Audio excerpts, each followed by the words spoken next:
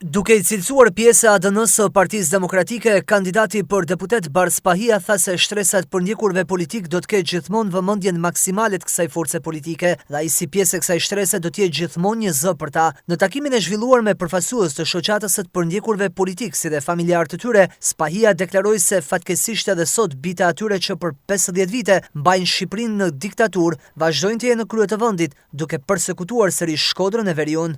Këto takime sot në këtë fushat elektorale marrin një rëndësi të veçantë, ndoshta më shumë se kurdo herë tjetër.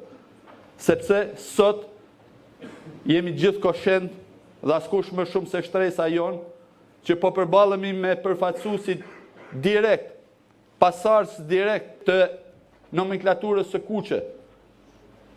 Po të hidhni një sy ministrave dhe përfaqësuesave më të lartë të këtij pushteti janë gjithë pasardhës biologjik direkt të përfaqësuesve të ish byros politike.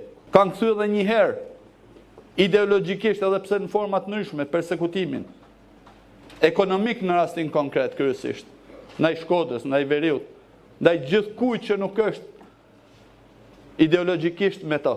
Dhe një nga detyrat kryesore që mendoj se I dalin përfaqësuesve të Partisë Demokratike dhe aq më tepër përfaqësuesve të shtresës së përsekutuarve politik është lufta pa kompromis për t'i rikthyer edhe një herë dinjitetin shtresës së përsekutuarve duke I treguar me realitet historinë e vërtet dhe jo ashtu të deformuar siç tentohet të bëhet sot në mënyrë shumë kamuflume. Tek ne, tek e djatha, tek Partia Demokratike dhe aq më tepër tek ne përfaqësues të shtresës së përsekutuarve duhet të gjejmë shtetjen në parlamentin e ardhshëm.